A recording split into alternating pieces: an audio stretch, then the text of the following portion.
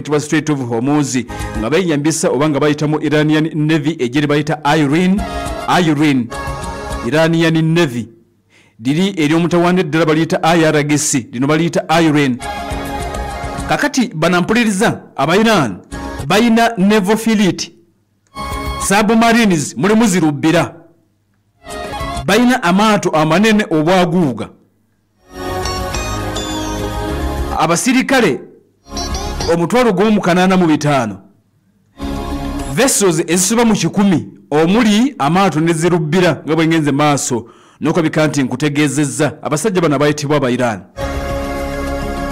Kakati mule gategeezezza nti aba Iran nga bagenda maaso nokabika nti beeyambisa zirubbira zaabwe nti babadde bakikola kagenderere okusimba bomu oba zi mines mu mazzi ag'ekitundu ekyo ekiyitibwa Strait of Hormuz akadde kano. aba Iran bagambye nti zirubbira baziina era ezimu kwezi zimanyiddwa zibayina zi submarine kwekuli gye bayita Zulfikar bagirina e submarine bayina enda gye bayita Sahandi enda bagiyita Zagrosi frigates eziwerako abasajja banampuliriza abayitibwa aba Iran bazirina babadde bagenze maaso n'okweka nti babizimba mpola era nga kigamba okuba nti ziri galege nkubulidde gabadde maato. Kakati bayina zi submarine okuli gye bayita Tariq class basajja aba Iran bagirina naye era kigamba okuba nti nayo erimu tekinologiya omusajja ayitibwa omurasha Tariq submarine rubbira era nti zimu kwezi zigenda maaso n'okuba nti zikozesebwa mu kagulomuluko nakayitibwa Strait of Hormuz n'amazzi ag'eggwanga eritibwa Iran. Kakati Tariq weeri ena bagiyita Fati waliwo endala zibayita zifati bazireeta omwaka gwali gwa 2019 endala baziyita zigadil nazo zi submarine kyokka nga balina n'endala zibayita Nahanga mu kaseera kano wenna ataddeko Pal FM ekulira omuntu wa bulijjo bases okuli base gye bayita Bandar Abbas base ku mazzi gaabwe endala bagiyita Jaka base endala bagiyita Shabaha Bandar Enzar endala gye bayita Karugu base ne Imam Ali base zimu ku ezo ezibadde zigenda maaso n'okuba nti zikozesebwa wakati nate mu bikwekweto byabwe ebyokumazzi naye nga mawule gategeezezza nti akaseera kano eggwanga eritibwa erya Iran babadde bagenda maaso n'okuba nti bakozesa ampuliza submarine zezimu zino okubaako bye bagenda maaso n'okulabika nti munnange batuukiriza naddala okusimba ampuliriza bomu mu kitundu ekyo ekiyitibwa Strait of Hormuz kagolomulo embeera nga bwetambula mu mbeera nga bweri kigamba okuba nti aba Iran bagambye nti bakyetegeka in case of anything nga basobola okuba nti beerwanako. Kakati mu kaseera kano nga tukurosinza okudda saidi ye Israel minisita okusooka Netanyahu wakugenda munda mu ggwanga lya America ayogeremu ne Donald Trump waliwo meeting esuubiddwa essaawa yonna egenda kubeera wiiki ejja. Netanyahu tutegedde nti agenda munda mu ggwanga eriyitibwa erya America wakusisinkana President Donald Trump ne Vice President gwe bayita J.D. Vance kosa Secretary of State gwe bayita Marco Rubio wajja kubeerawo n'okusinkana Minister w'ensonga za Defense gwe bayita Peter Hegseth wali munda mu ggwanga lya America bagenda kuba batuula mu njogerezeganya. Meeting egenda kubeera mu Donald Trump, Marco Rubio Minister wa State w'ensonga z'eby'eggwanga, Minister w'ensonga z'eby'eggwanga, Secretary of State J.D. Vance ne Minister wa Defense. Era kisuubiddwa nti okusooka obugenyi bwa Netanyahu ng'agenze mu ggwanga lya America okusooka kugenda kubeera kwebaza weebali nnyo munnange otukwatira kwa jjuzi nga twagala okuba fodo tukube Isafahan n'ekitundu kye kiyitibwa Natanzi weebali nnyo agenda kwebaza okusooka agenda kwebaza okusooka eggwanga eritibwa erya America support gye bagenze maaso n'okuleka nti oba oli awo babawa.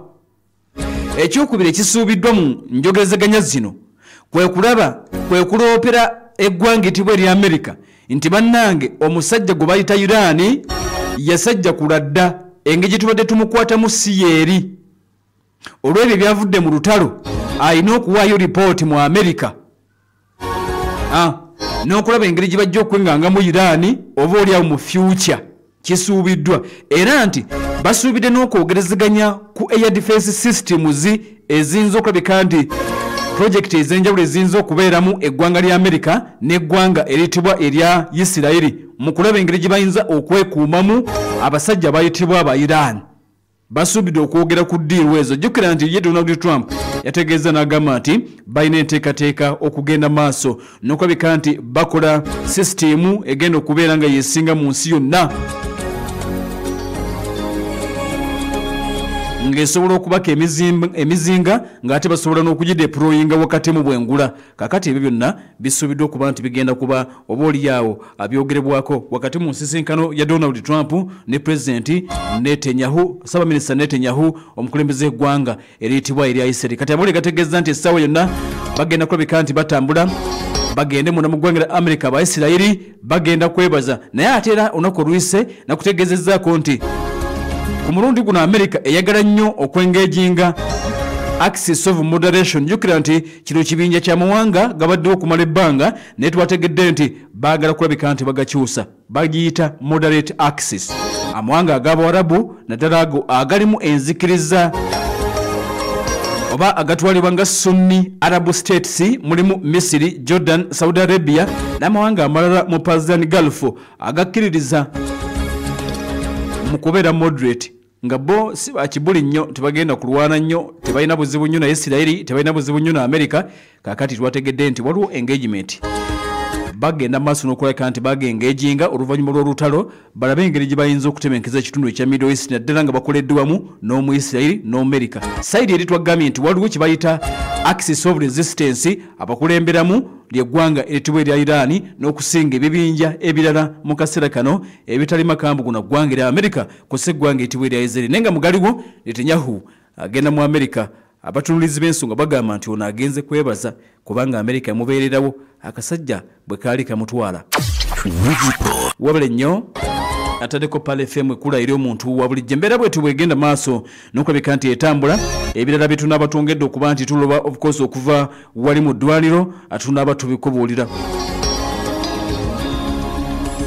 Nenga ba Moody's Management Services nga bulijjo bali bukote ezimbe ekitibwa Kamule bakujjako Swesi opangisa gwe Land Road akoye okugumana bapangisa n'ekizimba apartment ba Ketofaayo batuukirire basobole okulabika nti munnange bakubanjiza ofune ssente zo mu budde ate nga za wamu. Bannafaabo ojja kuba obasanga wali ebukoto opposite Bukoto White Flats bali ku kizimbe ekiyitibwa Kamule. Essimu noti 759 733 noti 597 noti 778 525 553 Mona Habo mouthwash gwalumizibwa amannyo gago bobanga galimu ebituli bosaye ekinyuguga oba ekyokya gasanyalala bosinye ebibuno bivaamu lusaayisayo gaza ku ludda lumu obanga wunya akamwa sensa. Mona Habo mouthwash eddagala ettuufu mu kujjanjaba endwadde ez'amanyi eza buli kika. Ne bagamba nti weegendereze bakafindiizi tebakuguza ekipaapa eky'eddagala kakasa nti bakuguzizza Mona Habo mouthwash. Mona akakasibwa ekitongole ekya NDA era nga bagamba nti ojja genda ku pharmacy ne drug shops zonna mu ggwanga. Gwalumwa omutwe musujja magulu mugongo oba gwafuna omuliro mu mubiri